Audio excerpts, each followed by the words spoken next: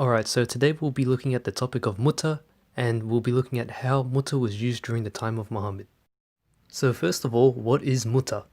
Mut'ah is the equivalent to prostitution in today's society. The act of Mut'ah consists of a Muslim man finding a girl he wants to have intercourse with. Once he finds the girl, the two parties will discuss what the terms of the Mut'ah marriage will be. The main terms of the Mut'ah marriage the parties will discuss is how long the Mut'ah marriage is going to last and what form of payment the woman is going to receive. After the two parties have agreed to the terms of the Mut'ah marriage, the two parties will then partake in the Mut'ah until the end of its term. Now that we have a basic understanding of what Mut'ah is, we will have a look at if Allah or Muhammad allowed for the Mut'ah marriage to take place. Now before we take a look at what the Islamic sources say on Mut'ah, I would like to acknowledge that many of the Islamic sources say that Mut'ah has been forbidden until the day of resurrection and that Muhammad forbade it, so it was only allowed for a certain time period. Here are some sources that say Mut'ah has been forbade or it has been forbidden. Sahih al-Bukhari 5523, Sahih Muslim 1407b, Sahih Muslim 1406d. Another thing that we should acknowledge is that according to Ibn Abbas, he says that the Mut'ah marriage was only allowed when it was badly needed and when women were scarce. This is recorded in Sahih al-Bukhari 5116. Alright, so now that we have that out the way, we'll take a look at what the Islamic sources say about Mut'ah. The first source we'll look at is Quran chapter 4 verses 24. And also prohibited to you are all married women except those your right hand possesses. This is the decree of Allah upon you, and lawful to you are all others beyond these, provided that you seek them in marriage with gifts from your property, desiring chastity, not unlawful sexual intercourse. So for whatever you enjoy of marriage from them, give them their due compensation as an obligation. And there is no blame upon you for what you mutually agree to beyond the obligation. Indeed, Allah is ever knowing and wise. So we can see from this verse that it is talking about the Mut'ah marriage. It describes the giving of gifts in order to marry someone. But don't take my word for it, let's take a look at what Ibn Abbas, Muhammad's cousin, has to say about this verse. So I'll just start reading from where it talks about the Mut'ah marriage.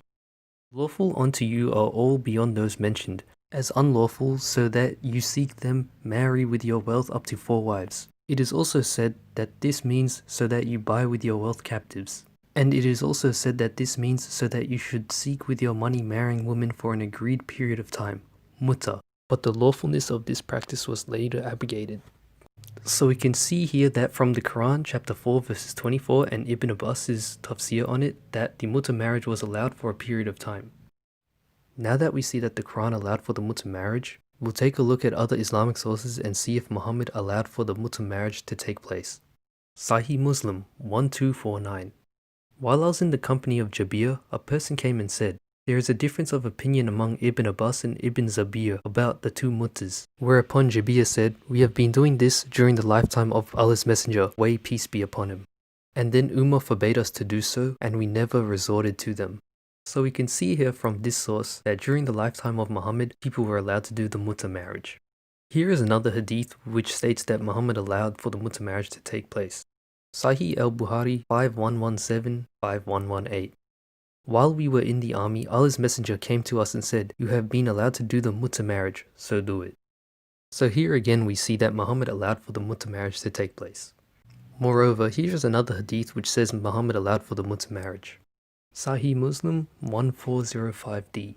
We contracted temporary marriage giving a handful of tails or flour as a dower during the lifetime of Allah's Messenger, and during the time of Abu Bakr until Umar forbade it.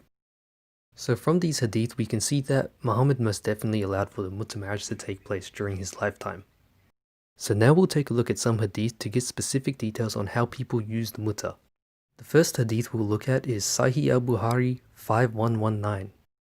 Allah's Messenger said, if a man and a woman agree to marry temporarily, their marriage should last for 3 nights, and if they like to continue, they can do so. And if they want to separate, they can do so. I do not know whether that was only for us or for all people in general.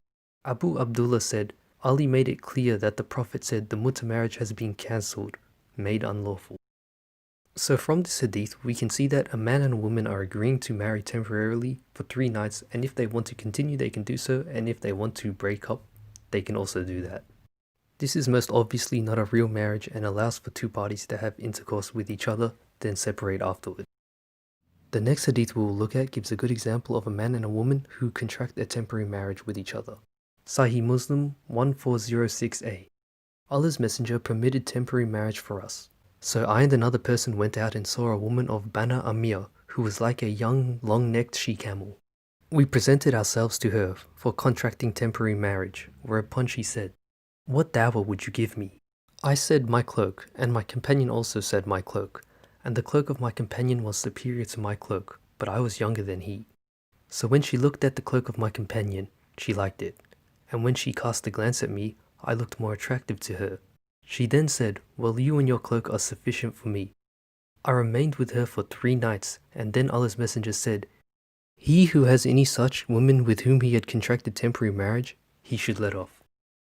So from this hadith we can learn the way that Mut'ah marriage was conducted. So firstly, from this hadith we see that Muhammad allows for the Mut'ah marriage to happen. We are then presented with 2 men who find a woman who is good looking and they present themselves to her, whereupon she says, "What will you give me for the Mut'ah marriage?"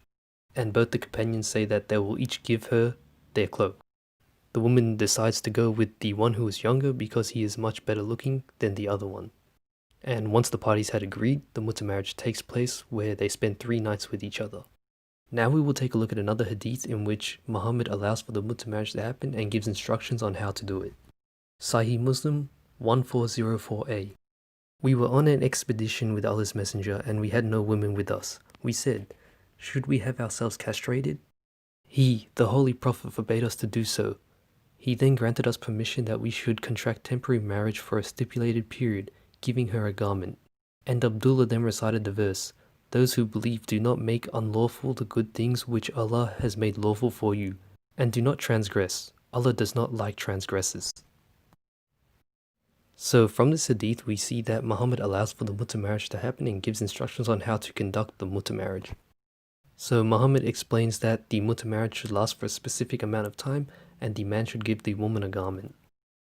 Another takeaway from this hadith is that Abdullah then recites the verse from Quran chapter 5 verses 87 where it says, "O you who have believed, do not prohibit the good things which Allah has made lawful to you and do not transgress. Indeed, Allah does not like transgressors."